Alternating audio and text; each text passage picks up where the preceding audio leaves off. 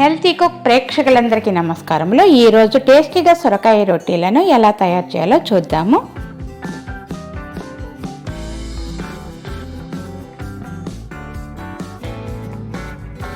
ఈ విధంగా లేతగా ఉండే సొరకాయ తీసుకుంటున్నాము. బాగా లేతగా ఉండాలి, గింజలు లేకుండా ఉంటే చాలా టేస్టీగా ఉంటుంది. ఇప్పుడు పొట్టు తీసేసుకోవాలి. ఈ సొరకాయ అంటేనే పిల్లలకి పెద్దలకి అందరికి కూడా ఇష్టం ఉండదు. ఈ విధంగా రొట్టెలాగా తయారు చేసిస్తే చాలా టేస్టీగా ఇష్టంగా తీసుకుంటారు. ఈ విధంగా సన్నగా తురుముకుంటున్నాము.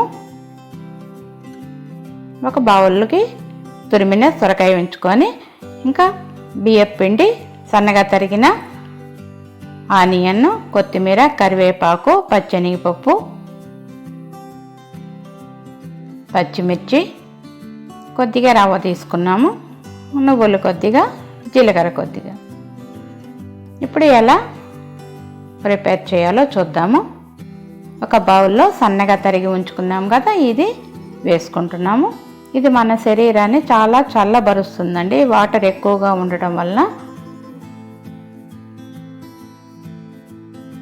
ఇందులో మనము రెడీగా ఉంచుకున్న బియ్యం పిండిని వేసుకుంటున్నాము.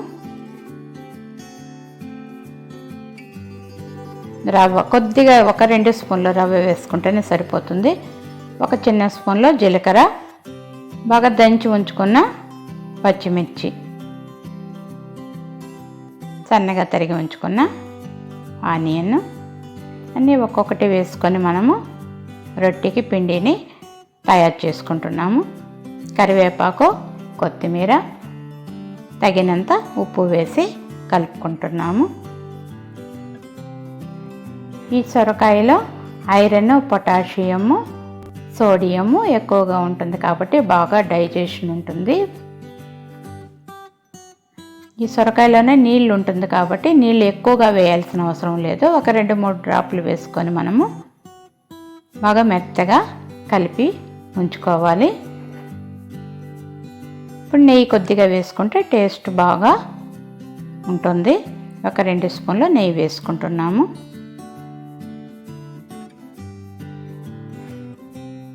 ఇంకా ఈ సొరకాయ మనకి కాలేయ సమస్యల నుంచి కూడా మనల్ని కాపాడుతుంది, మలబద్ధకాన్ని నివారిస్తుంది. చూసారా, ఈ విధంగా రొట్టెకి కరెక్ట్గా కలిపి ఉంచుకున్నాము. ఇప్పుడు స్టవ్ మీద దోసపెనం పెట్టుకొని నెయ్యి వేసుకుంటున్నాము. ఆయిల్ కూడా వేసుకొని మనము ఈ విధంగా పల్సగా తట్టేసుకోవాలి. చూస్తున్నారు కదా, ఈ విధంగా తట్టుకొని పల్సగా తట్టి ఇప్పుడు మనము ఆయిల్ వేసుకోవచ్చును. దీంతోపాటు మనము ఇంకా మనం తెల్ల నూగులు ఉంచుకున్నాం కదా, ఇది ఇట్లా పైన చల్లడం వల్ల ఏమవుతుందంటే బాగా నేతిలోనే కాలి బాగా మంచి టేస్ట్ ఉంటుంది తినడానికి.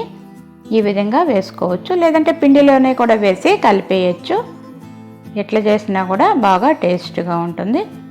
ఈ 2 వైపులా తిప్పి మనము 2-3 సార్లు బాగా బ్రౌనిష్గా వచ్చేదాకా మూతపెట్టి మనము మీడియం ఫ్లేమ్లోనే చేసుకుంటాము. హై ఫ్లేమ్లో పెట్టినట్టయితే బాగా మాడిపోతుంది, సరిగ్గా కాలకుండా అయిపోతుంది.